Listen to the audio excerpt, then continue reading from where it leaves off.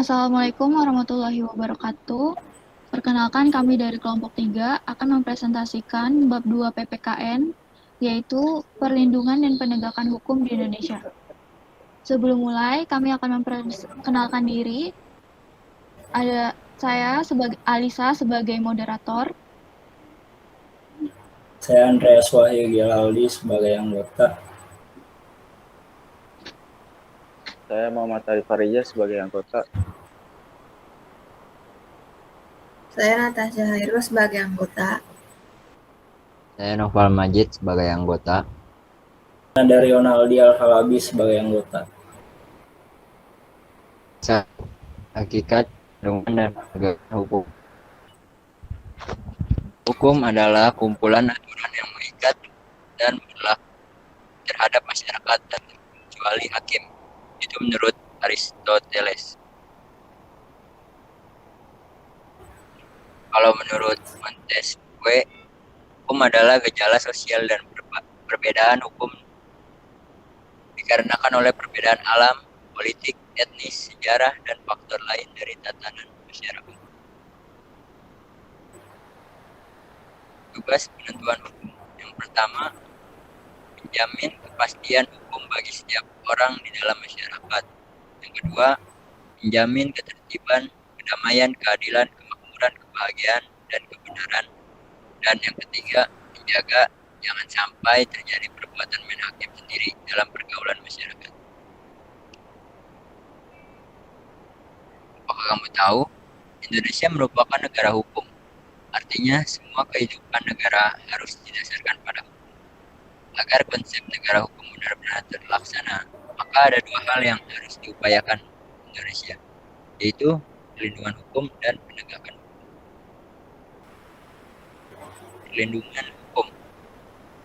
Perlindungan hukum adalah daya upaya yang bertujuan mengusahakan pengamanan, penguasaan, dan pemenuhan kesejahteraan hidup sesuai dengan hak asasi yang ada. Menurut Andi Hamzah, perlindungan hukum adalah upaya pemerintahan untuk menjamin adanya kepastian hukum serta memberi perlindungan kepada masyarakat agar hak-haknya tidak dilanggar. Menurut Simanjuntak, hak setiap warga negara Indonesia untuk memperoleh perlindungan hukum telah diatur dalam pasal 28D ayat 1 Undang-Undang Dasar Negara Republik Indonesia tahun 1945.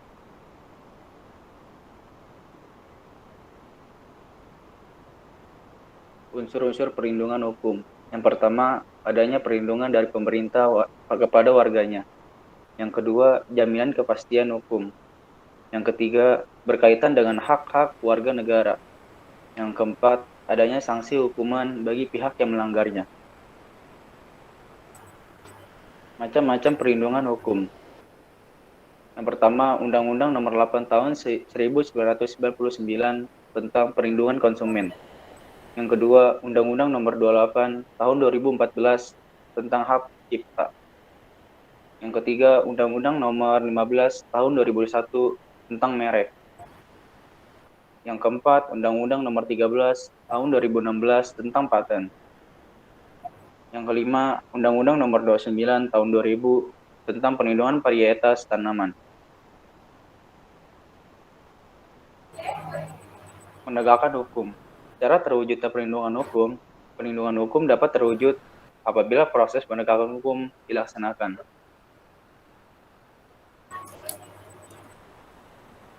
Hal-hal yang akan terwujud jika perlindungan dan penegakan dilakukan. Yang pertama, tegaknya supremasi hukum.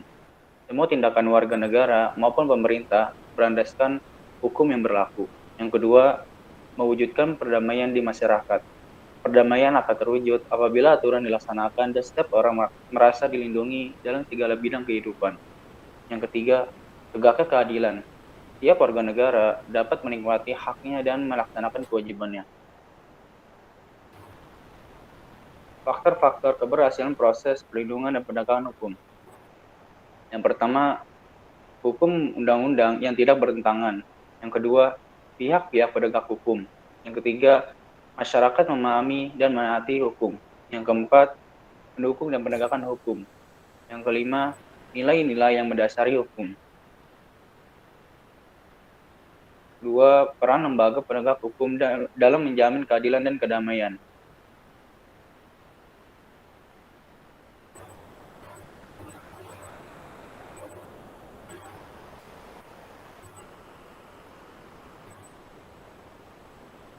Kepolisian Republik Indonesia atau Polri. Peran Polri yang pertama, memberikan perlindungan, pengayoman, dan pelayanan kepada masyarakat. Yang kedua, menegakkan hukum.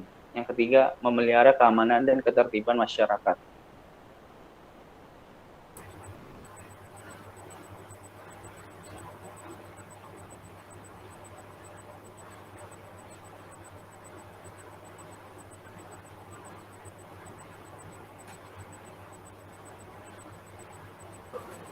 Kewenangan Polri.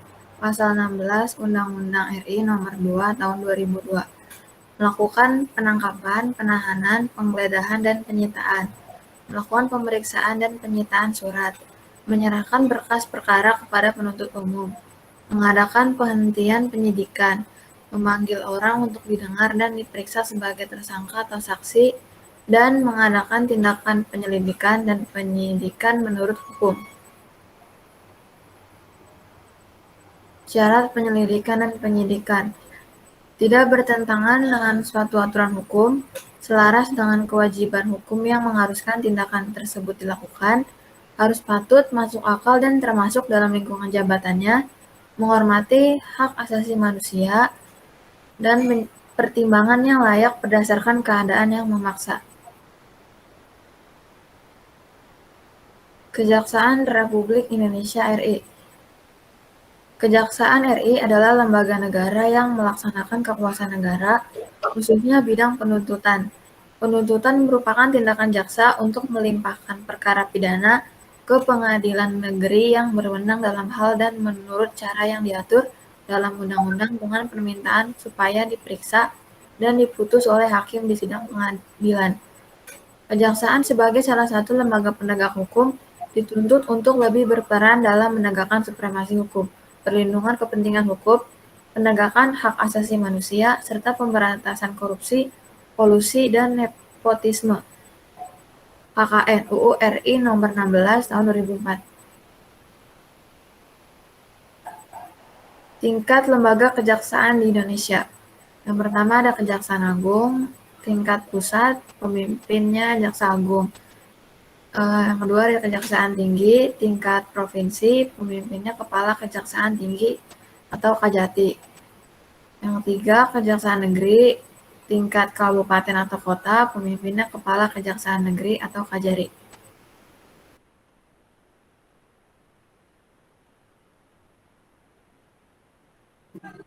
Tugas dan wewenang kejaksaan. Bidang pidana.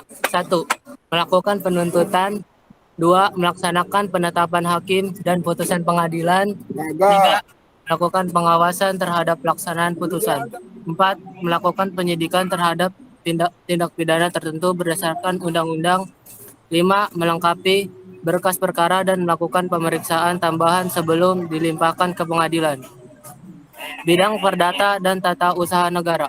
1. Kejaksaan dengan kuasa hukum dapat bertindak baik dalam maupun di luar pengadilan.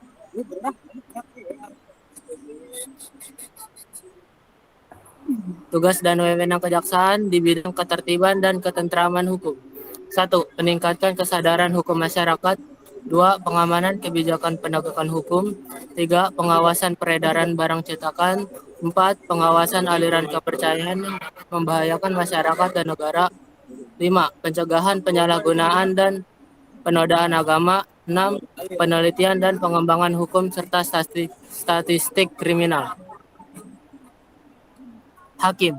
Hakim adalah pejabat peradilan negara yang diberi wewenang oleh undang-undang untuk mengadili. Perwujudan kekuasaan hakim diatur oleh Undang-Undang RI Nomor 48 Tahun 2009 tentang kehakiman. Berdasarkan undang-undang tersebut, kekuasaan kehakiman yang diselenggarakan oleh lembaga-lembaga peradilan dilaksanakan oleh hakim. Peradilan merupakan proses mengadili suatu perkara, sedangkan pengadilan merupakan tempat untuk mengadili suatu perkara. Klasifikasi hakim. Hakim agung adalah hakim pada Mahkamah Agung, hakim peradilan, berada di bawah Mahkamah Agung, Hakim Konstitusi, Hakim pada Mahkamah Konstitusi. Advokat.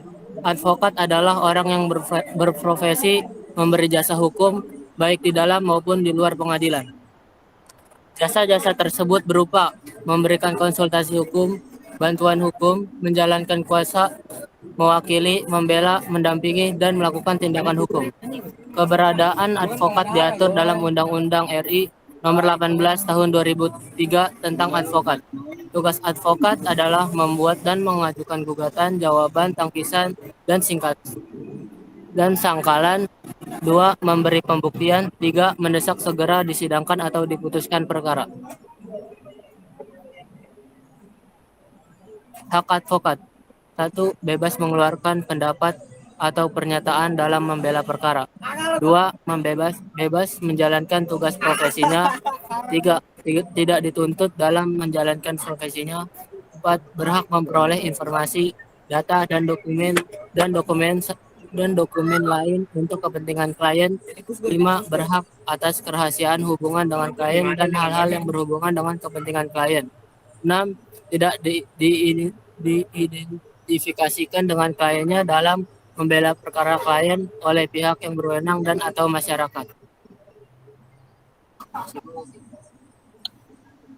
Kewajiban advokat. 1. Dilarang membedakan perlakuan kepada kliennya. 2. Wajib merahasiakan segala sesuatu tentang kliennya.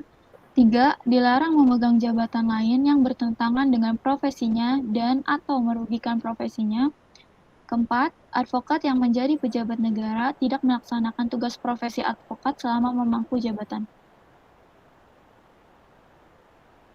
Komisi Pemberantasan Korupsi atau KPK. KPK adalah sebuah komisi yang dibentuk pada tahun 2003 berdasarkan Undang-Undang Republik Indonesia Nomor 30 Tahun 2002 tentang Komisi Pemberantasan Tindak Pidana Korupsi. Tujuan KPK adalah mengatasi, menanggulangi, dan memberantas korupsi. Tugas KPK yang pertama ada koordinasi dan supervisi dengan instansi yang berwenang. Kedua ada melakukan tindakan-tindakan pencegahan, serta penyelidikan, penyidikan, dan penuntutan. Yang ketiga ada melakukan monitor terhadap penyelenggaraan pemerintahan negara. Asas-asas pedoman KPK, yang pertama ada kepastian hukum, artinya mengutamakan landasan peraturan undang-undang. Yang kedua, ada keterbukaan, artinya membuka diri kepada masyarakat. Yang ketiga, akuntabilitas, yaitu mempertanggungjawabkan kegiatan KPK kepada masyarakat. Yang keempat, ada kepentingan umum, yaitu mendahulukan kesejahteraan umum. Yang kelima, ada proporsionalitas, yaitu mengutamakan keseimbangan tugas, wewenang, dan lain-lain. Wewenang KPK. Yang pertama ada mengordinasi penyelidikan, penyidikan, dan penuntutan, serta menetapkan sistem pelaporan dalam kegiatan pemberantasan tindak pidana korupsi. Yang kedua ada meminta laporan instansi terkait pencegahan tindak pidana korupsi. Yang ketiga ada melaksanakan dengar pendapat atau pertemuan dengan instansi yang berwenang. Yang keempat ada meminta informasi tentang kegiatan pemberantasan tindak pidana korupsi kepada instansi terkait. Yang ketiga, dinamika pelanggaran hukum.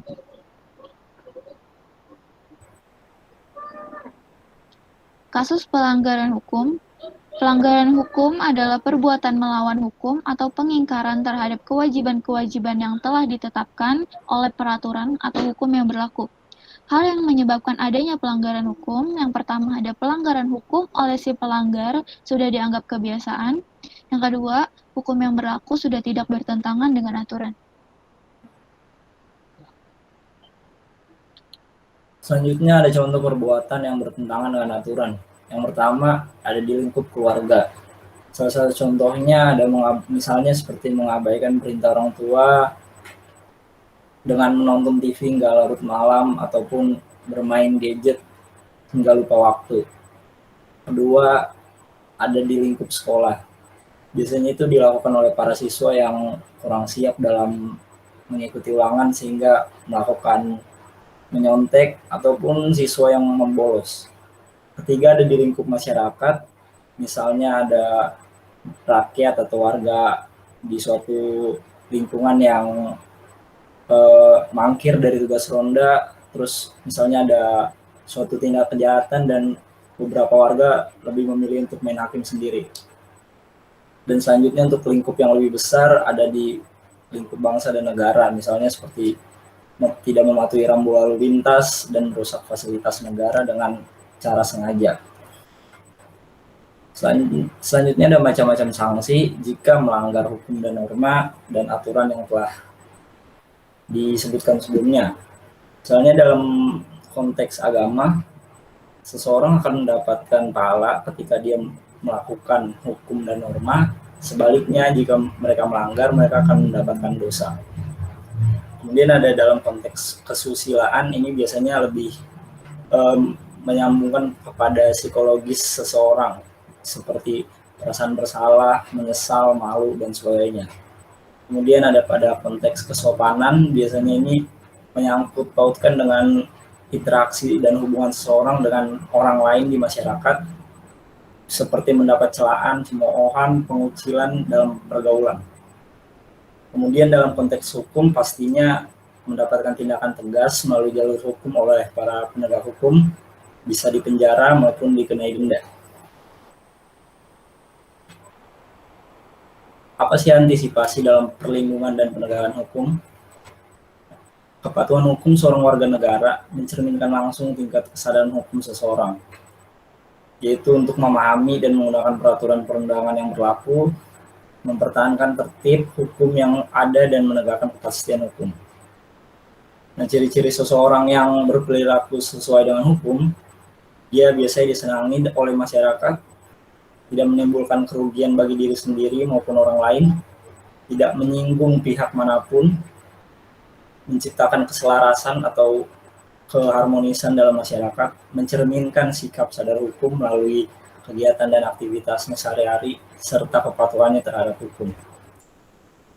Contohnya, ada di dalam kehidupan keluarga misalnya, ada ibadah tepat waktu, mematuhi perintah, taat pada orang tua, pelaksanaan aturan yang dibuat dan disepakati keluarga, serta menghormati setiap anggota keluarga. Kemudian dalam lingkup sekolah, contohnya perilaku yang mencerminkan kepatuhan hukum, memperhatikan penjelasan guru, kemudian tidak menyontek ketika ulangan, memakai pakaian seragam yang telah ditentukan, mengikuti pelajaran sesuai dengan jadwal yang berlaku, serta menghormati setiap warga sekolah seperti kepala sekolah, guru, dan karyawan lainnya. Kemudian ada dalam lingkup masyarakat, contoh perilaku yang mencerminkan kepatuhan hukum ada seperti bertugas ronda, tidak mangkir, kemudian membayar iuran wajib warga. Yang ketiga, ikut serta dalam kegiatan kerja bakti, kemudian menghormati keberadaan tetangga di sekitar rumah, akrab dengan tetangga, dan melaksanakan setiap norma yang berlaku di masyarakat. Dan yang terakhir, dalam lingkup bangsa dan negara, mematuhi aturan hukum yang berlaku seperti memiliki KTP, memiliki SIM, membayar pajak, membayar retribusi parkir, ikut serta dalam pemilihan umum, tidak golput gitu, dan bersikap tertib ketika berlalu lintas di jalan raya.